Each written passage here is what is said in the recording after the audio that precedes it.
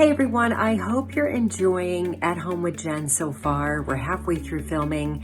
And what's interesting is that the experts that are external experts, i.e., hair, makeup, are all having such synergy about correlating it back to the health of the internal. Which leads me to my next guest, who's a dear friend and a prominent figure in fitness and well-being, Eva Redpath. Today, Eva's going to share with us her top 4 pillars for health and also some exciting news about a brand new online community she's created. So stay tuned. Eva, welcome. I'm so excited to have you here today. How are you doing? Doing very well, thank you. I'm feeling grateful for platforms like this and being able to connect with you. Well, I love having you here, and I've already shared with my community all of your accolades within the health and wellness arena. And I know today you're going to share with me your 4 pillars of health. So please tell us how you even came up with this and what they are. So I want to start just by saying that optimizing your health in a time like this definitely looks different for everybody. And today I wanted to share with you my tips in terms of upgrading your behaviors through your thoughts, your actions, and your habits. And so why I developed the 4 pillars is a little bit like guideposts and principles for my clients to look at and sort of take inventory about where their thoughts are, where their habits are, and where willpower and habits may outweigh each other in terms of optimizing their health in a time like this. That's fabulous. So where do we begin? Well, I first want to just challenge everyone to sort of get curious about their own habits and take inventory to see if anything I say today does inspire them to make a commitment to make a change for the next 7 days. And whenever I'm working with my clients, I never recommend changing too much too soon or all at once. So it's not a complete lifestyle overhaul. So why don't we start with the first principle, which is mindset.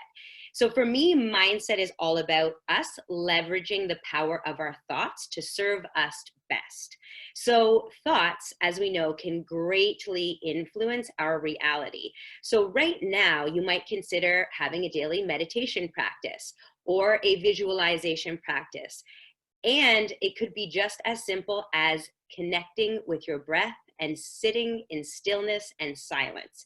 So I always say to my clients that mindset is arguably one of our best tools in terms of managing stress. It has long-term health benefits, and studies have shown that just 5 deep breaths can literally shift our state from something that feels frazzled to something that feels more calm and relaxed.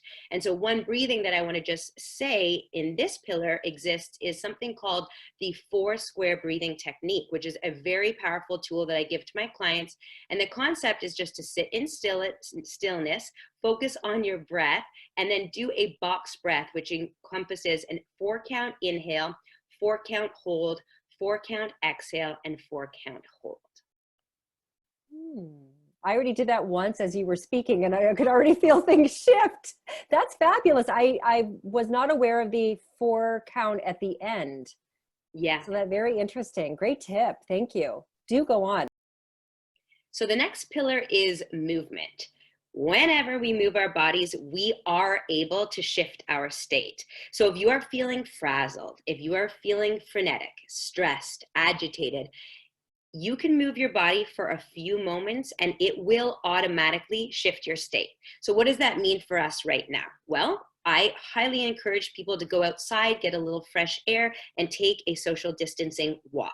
You could also do some stretching. You could get on the floor and roll around. You could do some sit-ups. But my favorite is you could put on a song and you could dance. Maybe it's because I have a dance background, but anytime we move our bodies, it's going to shift our state of our nervous system. And that is a good thing, especially when we don't feel present, when we're feeling frazzled, and we need to get grounded.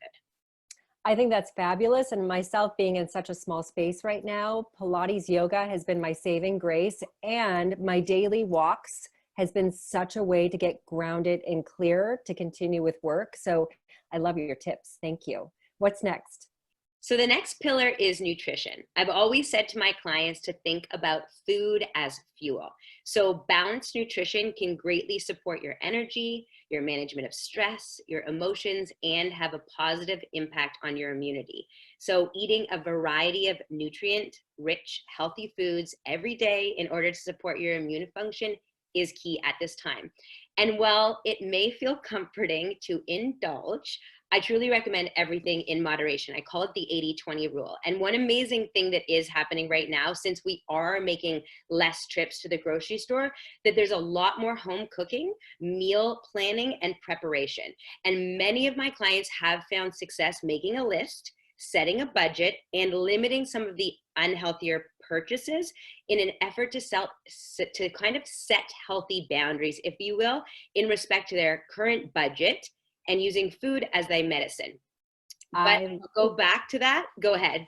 I love that. And I always share with my clients too, that it's like, find your inner athlete, that food is fuel. We might not be getting paid like athletes, but we definitely want to take care of our bodies just like athletes. 100%. And honestly, when I say the 80-20 rule, I truly mean it though, because I'm all for enjoying everything in moderation. And so for me, right now, I'm concentrating on specific grocery shopping lists. And then once a week, I do indulge. But at the same time, I've decided to make that a day where I also support local restaurants. So I love to take part in the initiative of like #takeout day, which supports local restaurants, which are a lot of my friends in the neighborhood. So that's one way that I've sort of set a boundary around indulging, but then for the most part, watching my budget, doing very healthy grocery shopping, and then a ton of meal prep at home. And I've seen a lot of amazing stuff from my clients happening as a result. Those are, again, great tips. Thank you so much. Okay, so the final pillar is regeneration. And I will just say one word here: sleep. And honestly, sometimes I think I should start with this as my first pillar, but I cannot stress enough the importance of sleep. Many of the body's physical and mental processes are repaired and refreshed as we sleep at night. And the quality of sleep is truly important. So two of my tips are to make your room dark like a cave and cool. And second of all, to be very mindful of screen time, okay? And I'm calling out the cell phones in the room, the computers, the TVs, and shutting that off for a reasonable bedtime. The thing that is going to help people thrive at this time is some form of consistency and routine in this new normal. So when we talk about consumption of information and what that does to our mindset, and then we tack it on to doing that right before bed, it sort of spells a recipe for disaster. So I don't recommend it. Not to mention what the blue light on our devices does to our internal clock. It really starts to wake up the body and emulate daytime when we are supposed to be getting ready for sleepiness. So cell phones and blue lights are a no-no from me 30 minutes before bedtime. I love those tips. And I was going to just add on to your sleep that on my Kindle Fire, I ensure that I take off the blue light when I'm going to bed, and then hold that thought. This has been my saving grace. Oh, I love that. Saving grace of getting as much darkness as possible. And you are absolutely right. This just goes off. And I don't know about you, but I feel even towards the end of the day, I'm getting so fatigued just from the bigger picture of things. And I can't even imagine continuing to stay on this. Like, I get to a point where it's just like, I have to just shut down. 100%. And I mean, my philosophy is 1 hour, 1 day, 1 week at a time. And I too get a little bit, it feels too big, the big picture. And so for me in this time, it's all about celebrating small wins. That's it. So staying physically and mentally healthy, sticking to a routine as much as you can that includes healthy boundaries is going to be essential. And I just also want to say that this is a time that we are in all together, and that everybody will be handling this differently, and that this is a journey. And I have always said, do not judge your journey. We will come out on the other side of this stronger and wiser. So to be patient with yourself, know that this will come in waves, and that doing your best is succeeding. Fabulous tips, Eva. Thank you so much. And I know that you have actually taken that we're in this all together steps further and he created a beautiful community called the Collective. Can you share with me what that's all about? Yeah, I'm super excited about this. I mean, to be completely honest, the first few weeks of being single and self isolation felt like a 2 week pity party. Um, and I decided to connect myself to a purpose that was stronger than the pain that I felt. And I launched something in a way for me to be in service at this time. And so, The Collective by Eva Redpath is a positive and inspiring space to feel grounded in community that honors you where you are and holds a sacred space for women to connect at this time and to be reminded that we're in this together. So, what happens is the collective meets once a week on Saturdays from 8 until 9 p.m. for free on Zoom. And each event has guest speakers and giveaways. It's a private group, so all people have to do is send me an email at evaredpath.com, and that's how they join the collective. Oh, that sounds so beautiful. I'm going to have to hop on and see what it's all about. Congratulations on all the exciting things you are doing. And although you shared your email, can you share with us now where people can find you on social media?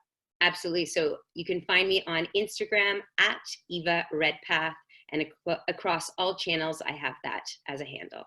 Excellent. Eva, thank you so much for all your incredible tips and wisdom. I want you to stay safe, stay healthy, and till I see you again. Thank you. Thank you for having me. You know, I adore you. Mwah.